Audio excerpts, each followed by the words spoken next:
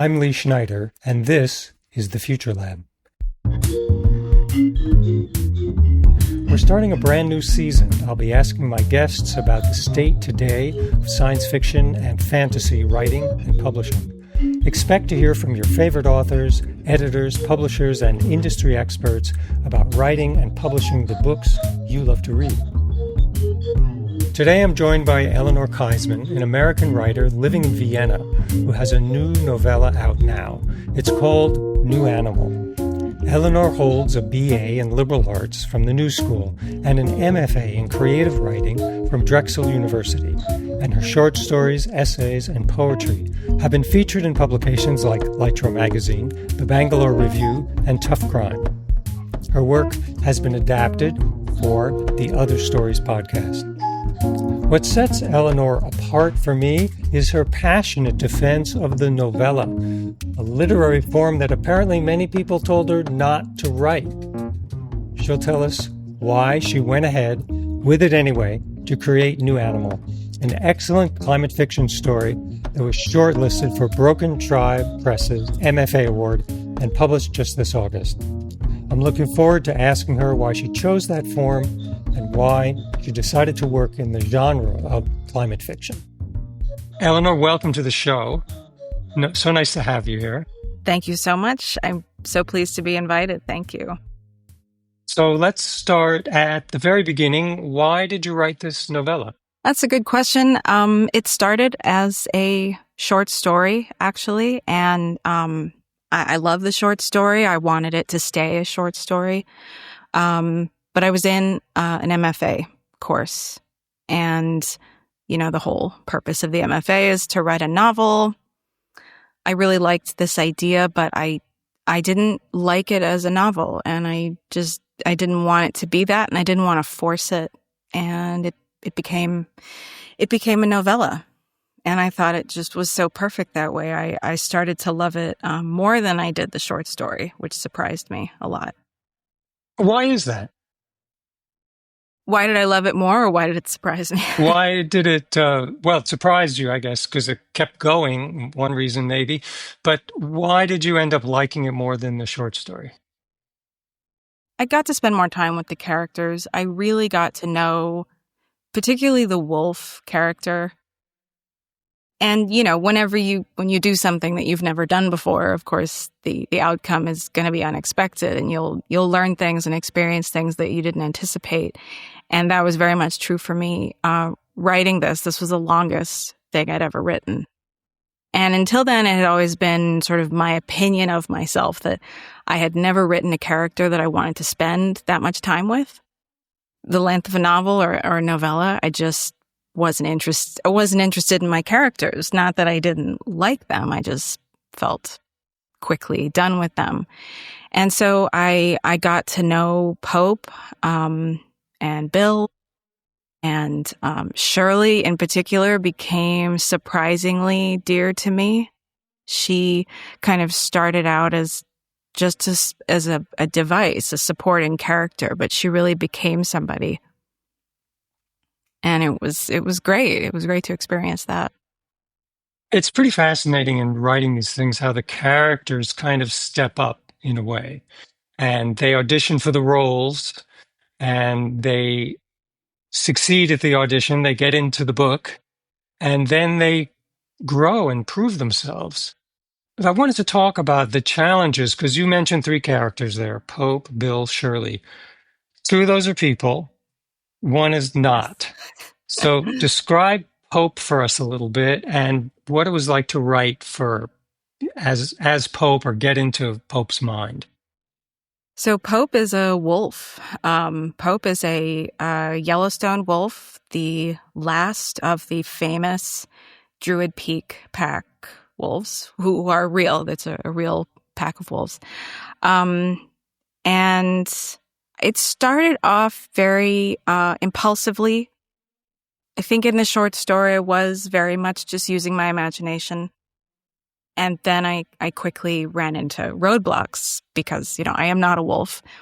And I could never be a wolf. So I think one of the fun things about writing this was all the research I got to do just diving into these, different websites online and watching all of the footage that I could find on YouTube, for example, of wolves and people interacting with wolves and observing wolves, and reading books also about accounts of wolves.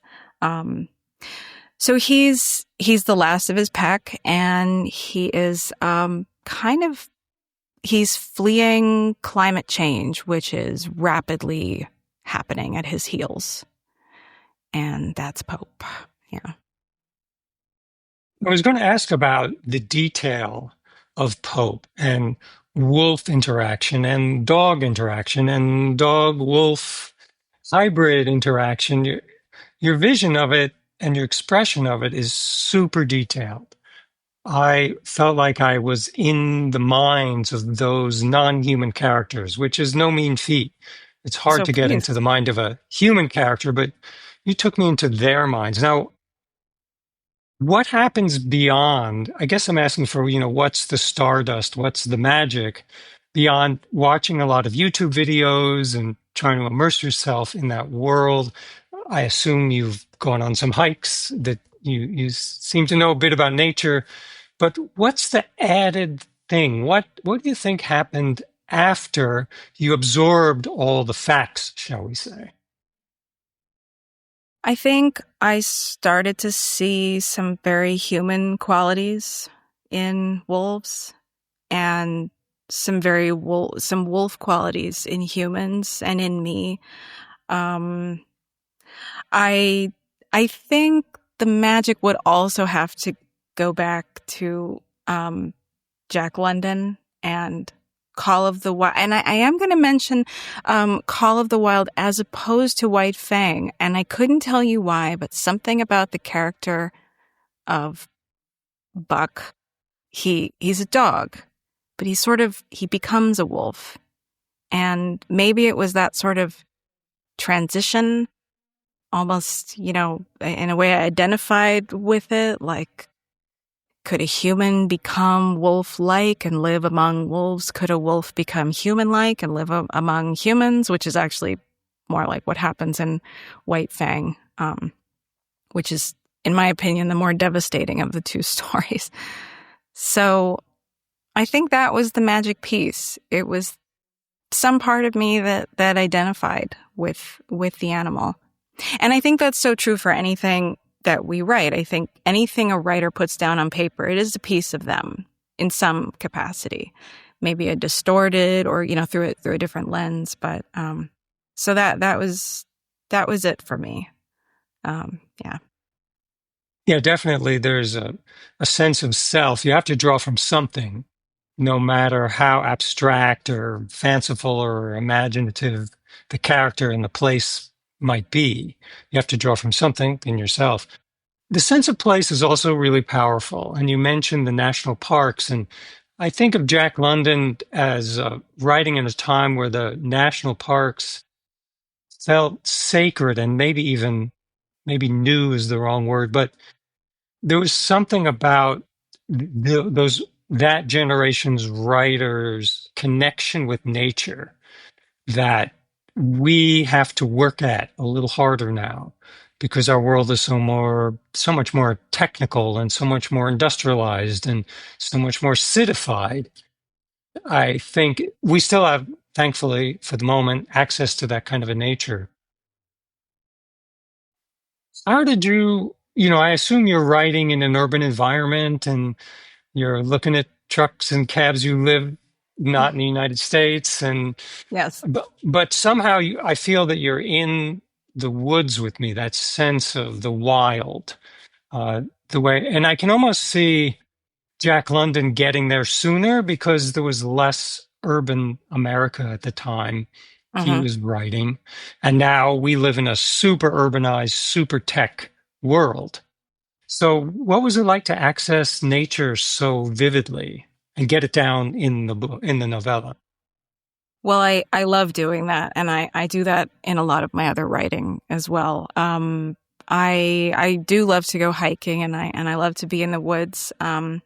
Particularly, I very much like to be in the woods alone and just sort of listen and watch. It's one of my favorite uh, hobbies of solitude, I guess. Um, but you know, you're right. I do. Well, so I did live in Vienna, Austria. Now I live just outside the city limits, more in nature, but still, it's, you know, I live in town. So I will say that a lot of this was a combination of my own personal experiences in the woods and research. And this is just, I think, the imagination. There's definitely an element of escapism of it for me, that I would just go on my computer and start Googling places and go onto Google Maps and zoom in and zoom out and look at pictures and watch footage that other people had taken and transport myself there. Yeah, I want to talk about that too. The expanding on the idea of the place and getting into climate change, because when we think about the climate emergency, often, at least the way I frame it in my mind, I think of urban places, flooding, tornadoes are coming up, you know, or a hurricane now is coming up the east coast of the U.S. But thinking of how it would actually affect animals and the wild has not been on my radar as much. And your book, New Animal, really got me thinking about that, because even most of the climate change themed novels I've read, they're urban, their focus is urban pretty much, and Yes. how it affects Yeah. people. So I'd never really thought about how it would affect non-humans and spaces that aren't heavily populated by people.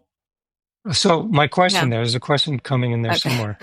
Uh, Why go with a climate change theme, and what were the challenges? Well, that is a good question.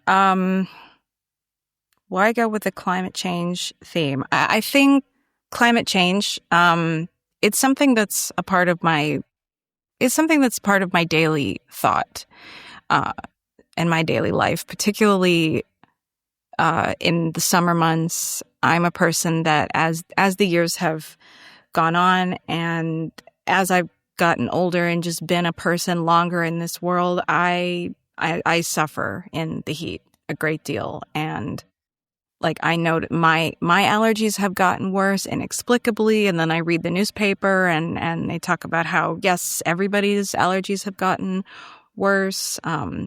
Talk about sort of natural phenomena, which are normal occurrences that have gone sort of completely wild because of the changing climate, such as wildfires. That's a natural thing that the forest does, and they get out of control now in a way that we've never seen before. Or pollen counts have completely changed, and when the pollen numbers rise and when they drop, and the way that plants are behaving, and that's impacting insects and animals, and it's impacting our immune systems.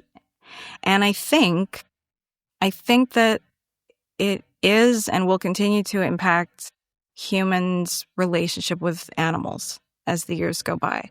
I think that we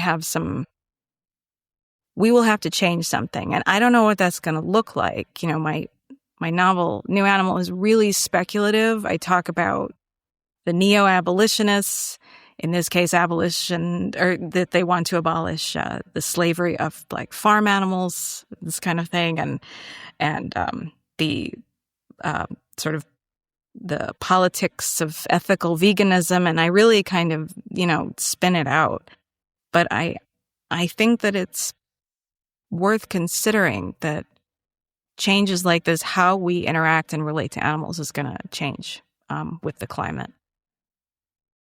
I agree. And the reason it was powerful for me is that it started to address the othering of animals and the othering of nature. And what I mean by that is, when we see climate change happening, it's kind of a us and them, like it affects us this way. And then there's all that other stuff out there, which is, by the way, the world. And it, you know, that's an odd way of conceptualizing the planet we live on, just as kind of an us and them.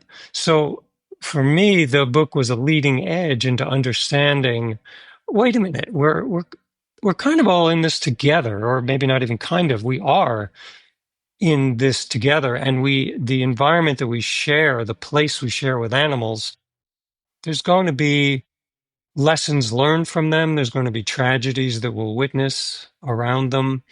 There was kind of a undertow, a little thought of they could teach us something. Animals might teach us something. Bill seems to, as he becomes more animal-like, I won't do the spoiler, but new animal could refer to different entities and beings I figured that out Yes, yes. in the book. Exactly.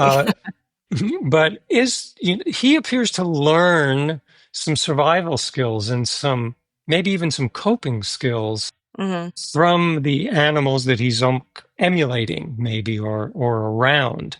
Do you think that's something that could be of use to just humanity generally?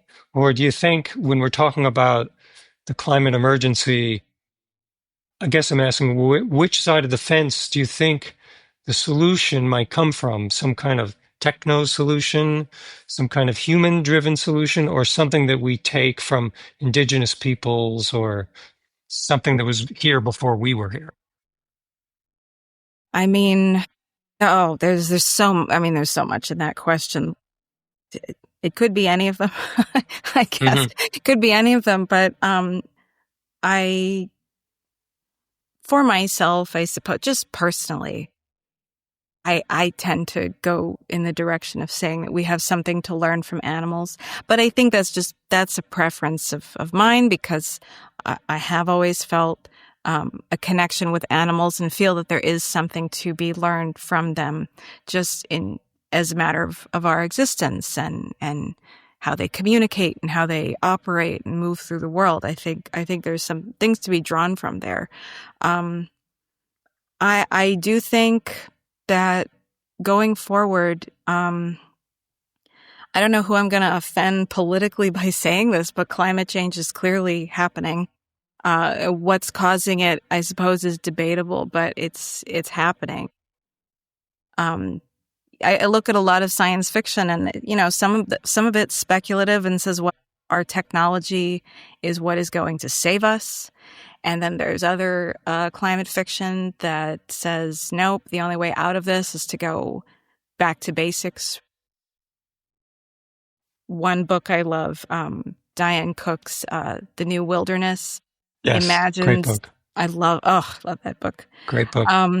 Imagines people going back to nomadic tribes, and that's how that's going to happen.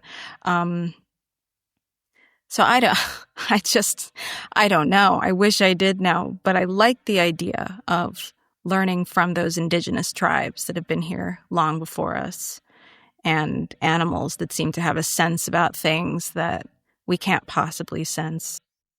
I did want to write Bill as slightly altered just in the basis of him, that he was fundamentally a person who was somehow more robust, just born more robust to deal with the world, so that he would perceive how the climate was changing and perceive the impact and see it around him, but it wouldn't cripple him the way that it was doing to other people.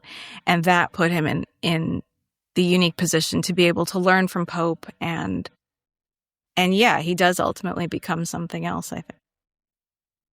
Well, he takes an action, because he could have become terribly depressed. He could have seen more and experienced more and retreated, but he's kind of an action guy, which is interesting. It brings me to this idea of, this is what speculative fiction is supposed to do. It's supposed to speculate. And in doing so, it gives us a plan. It may not be the plan that we want to follow, but it's a plan that the characters follow. We get to watch them work it out. Yes. Whatever it is. And you do that with Bill. He has solutions, and you could point to Diane Cook's novel, great novel, definitely worth reading, which also points a path into the future and suggests what we could do. And you could look at any of the great novelists like Ursula Le Guin and Octavia Butler. You know, they show us. It could be, oh my gosh, is this really what it's going to be like? Or it could be, well, these people are working it out. You know, they may be hundreds of years in the future, but they found a way to survive and beyond. So I think in so many ways, that's the point of writing in this genre. I could go on and on about that because it's one of my favorite ideas, but no, but you might have it's some thoughts on it. It's exactly what you said, that it's like we could become incredibly depressed, and certainly wouldn't be wrong to be. I couldn't fault anybody for feeling that way, but as you say, a path will open up. It will become apparent, and it may not be the one that we want. Probably won't be, but we can rise to the occasion, maybe not gallantly or triumphantly, but like we will do, and we will discover, and we will go forward, and we will become something other than we were, because we have to, because we can't exist in this world doing the same old things any longer. It's not working. And exactly, speculative fiction, that's what it does, and that's what's so great about it. In that way, it's very hopeful. It is hopeful, even though sometimes the situations it provides are kind of downers, but it reminds me of this interesting parallel of the beginning of the novel. If you look at like Madame Bovary or any of the Bronte sisters or Sense and Sensibility, just pulling a grab bag of early novels, they were sort of instruction books for the bourgeoisie to figure out how to be who they were. They were kind of, I look at them as kind of, and this is not original to me, but kind of class instruction manuals.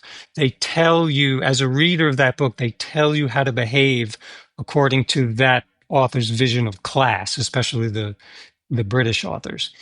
And I think in a positive way, climate fiction has that opportunity now to give us some scenarios that we may not like. Some of them are interesting. Some of them look awful, but they are scenarios. And as a species, we're pretty good at scenario building. And someone might read one of those books or one or more of those books and find a way forward.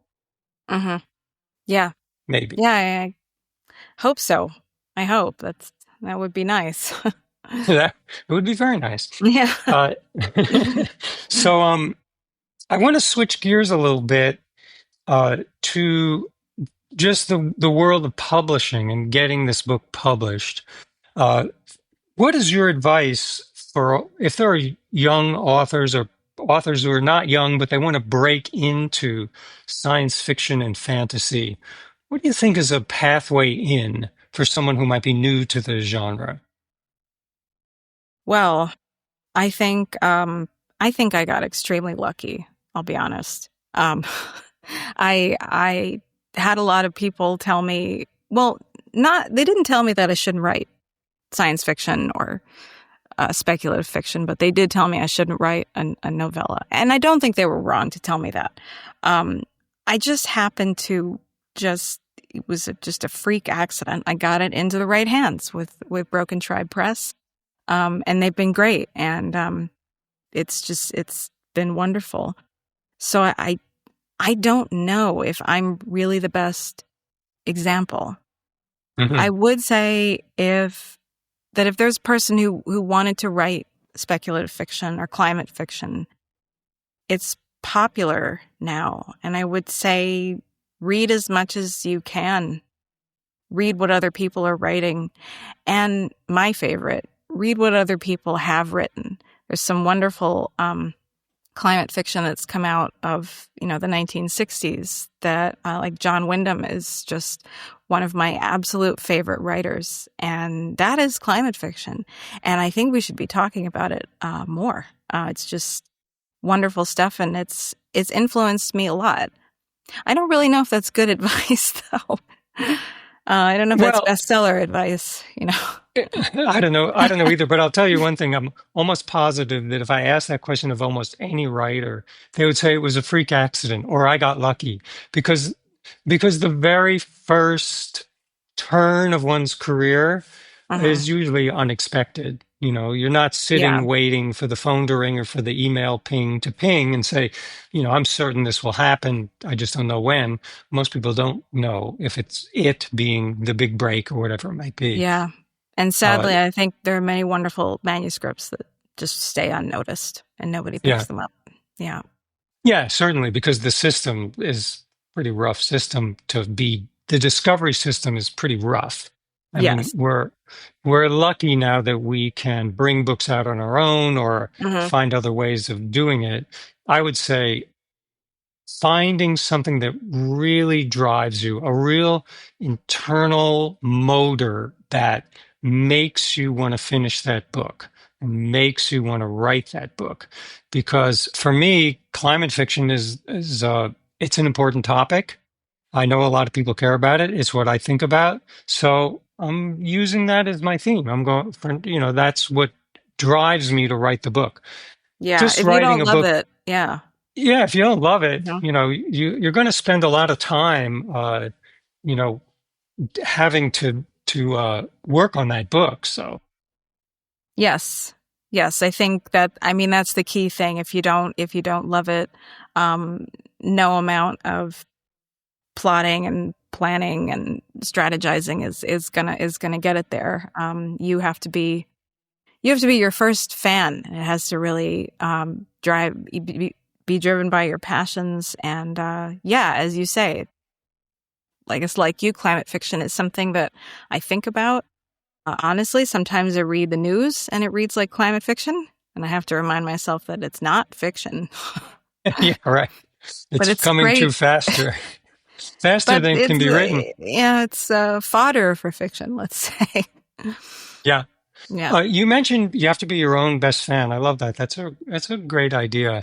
Uh, I'm wondering how you keep track of the internal world, uh, the beat by beat, the day by day, what characters know, what they don't know. The wheel of the story turns, and as writers, we drop in at a different point every day.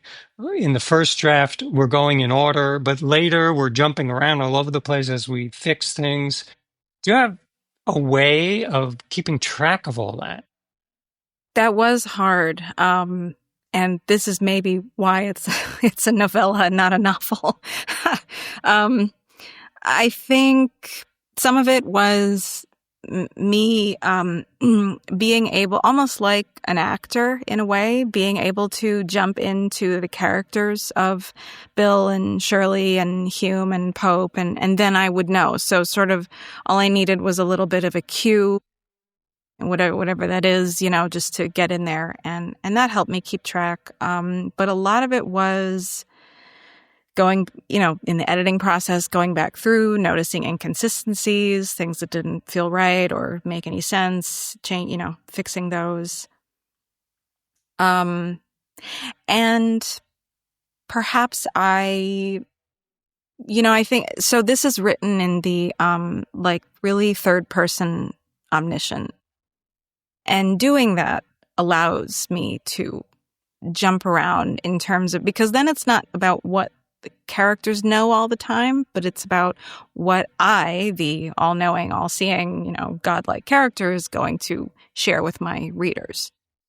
So there's some, and I really do play with that in the book, and I just sort of crossed my fingers that readers would go along with me, because I'm head hopping as a third person omniscient, which got a bit tricky, but it saved me from having to remember too much about what do they know, what don't they know. Yeah, I would say that is huge advice in that if you're going to take that third person omniscient view, for you, the teller of the story, I've envisioned sitting around a campfire and you already know the story. Uh-huh.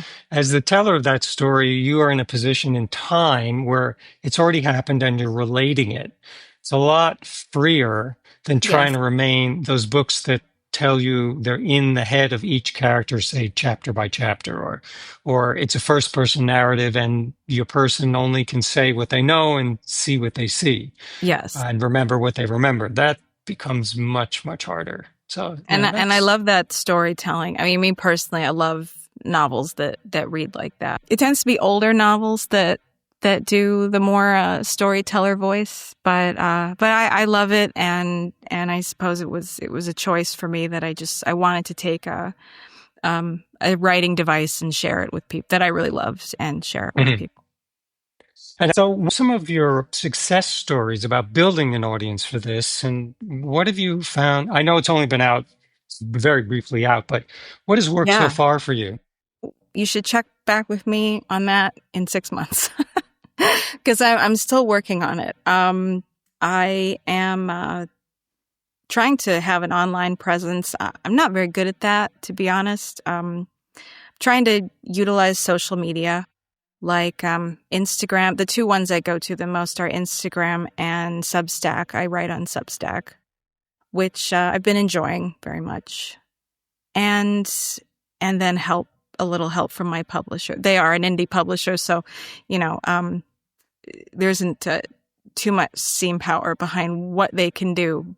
But I think what's nice is that someone told me recently the indie novel with an indie publisher, it's like a slow burn. You have time to sort of find your audience. It doesn't all have to happen in that first month or it's a flop. So that is nice. As a new author, that's nice. I want to switch gears one more time with some sort of wide angle questions, which are if you had a do-over to do in your career, what would it be? Oh, well, I'd be independently wealthy and live in a cabin and just read all the day long. and not worry. I'd be independently wealthy. That would be my career. No. A real answer. I think I'd want to be an actress. I think that there's something in writing that is like acting because you embody these other people, and I think I'd like to be an actress if I could go back and do it all over. Maybe I wouldn't be any good, but Being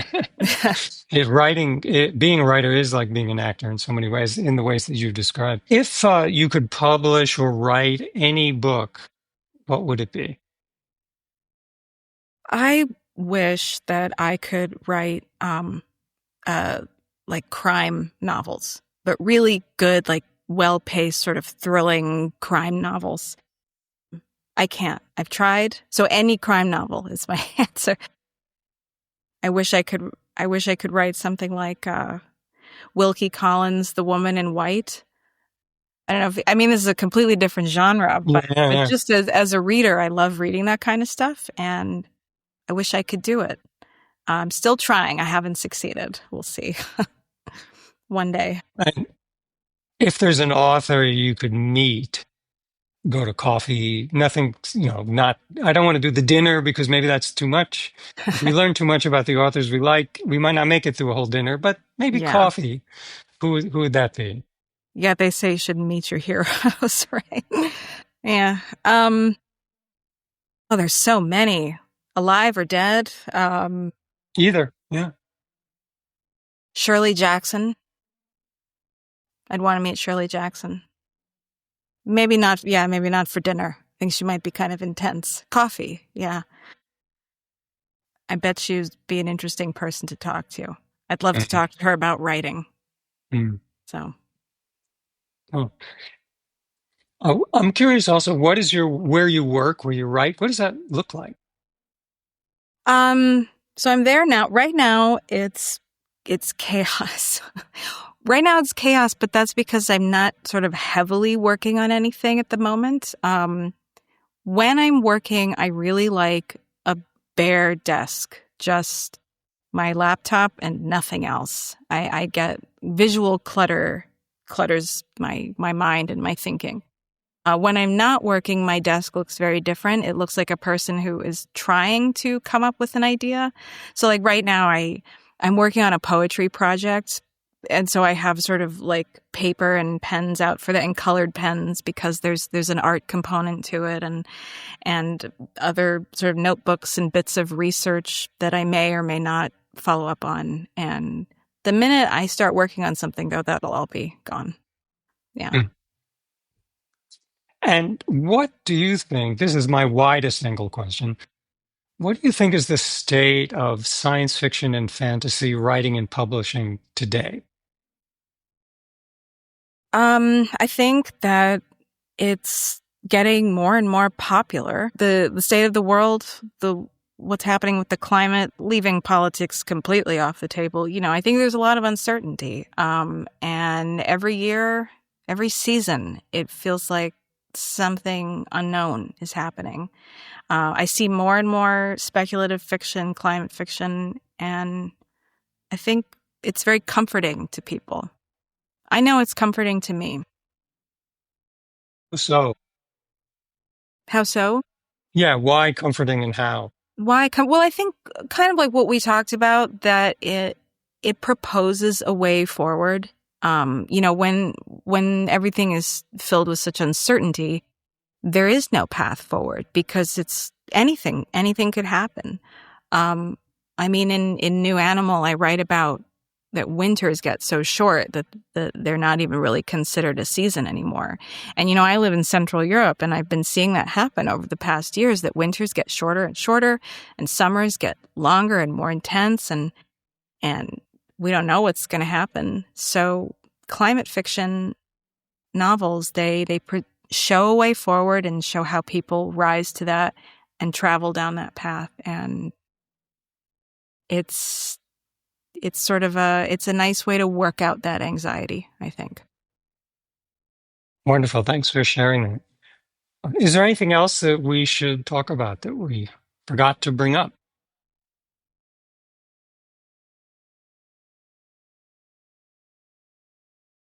Did we talk about writing animal characters and staying away from the Disney component? Let's give it a try. Yeah, because that was a consideration for me. I'm curious what I'll say. Sure. So writing animals as characters, there's a lot of history to that, not all of it good. How did you approach that, and how did you make it feel the way you wanted it to feel? It was definitely difficult, and there was a large part of this process where I think I would set the novel aside for long stretches and just read. In my research, one of the things I was looking for, I was just sort of grabbing up any book, and it didn't even have to be climate fiction or science fiction. Well, I suppose it is a bit science fiction if it's an animal protagonist, but any book that had an animal protagonist, even as a supporting character, like a strong support. I found there's a crime or like a police detective novel where the major supporting character is a German Shepherd. It's a police dog, and parts of the book are written from this dog's perspective. And so I was just reading and trying to see how people did it so that it wasn't a joke, not the talking animal route. And it was difficult. It took a lot of consideration. I wanted to be respectful to the wolves. Another part of it was that I did a ton of research, reading what sort of the environmentalists who research wolves wrote about, and the Yellowstone rangers and wolf experts and people, who reintroduce wolves to the environment and watched them very closely. And there's even Jim and Jamie Dutcher are two scientists who literally lived with wolves. They actually lived with them for a while. And all of that was instrumental to trying to figure out how to create this plausible wolf character, but still obviously having to use language, for a nonverbal character. So had to make some choices, and I hope I made the right ones, Yeah, it walks successfully, walks a fine line between anthropomorphizing and entirely humanizing, which wouldn't be right, but enough of a hook into human-like thinking, and of course words. But most of it is really feels like the interior mind of a wolf dog or wolf dog hybrid, which of course I'm not. So I don't know, but you convince me that I'm in the mind of that. I mean, to take a different example, I just finished reading John Scalzi's um, starter villain, which has as major characters cats who can type. And it's total comedy, and we kind of get inside the mind of a cat a little, but it's more about the comic shock value of hyper intelligent Hmm. animals. Very different, Yeah. approach. Yeah. So And I to think do oh, sorry. realism is tough. Yes. Well, I think one aspect, you mentioned sort of like the shock value of these comic cats who can type. I think that humans do have certain biases and prejudices towards certain animals, and cats are funny. I mean, they are anyway. Like, they're quite funny. They're very silly. Wolves, on the other hand, we automatically take them seriously. If you ran into a wolf in the wild, like, we are hardwired to stay away from these creatures. So I think that was something I just kind of tapped into, and I'll use the word exploit here very loosely. I exploited our natural sort of reverence for the wolf in order to create this serious character. But yeah, cats are funny. So, Thanks so much for being on the podcast. It was great to have you. thank you so much for having me. This was fun. Thanks for listening to The Future Lab. You can subscribe on Apple Podcasts, Spotify, or YouTube. And if you take a moment to leave a rating or review, it helps more people discover the show. For more of my work, you can sign up for my newsletter, 500 Words, at buttondown.com/500 words, or visit leeschneiderbooks.com to explore my books. I'm Lee Schneider. See you next time inside The Future Lab.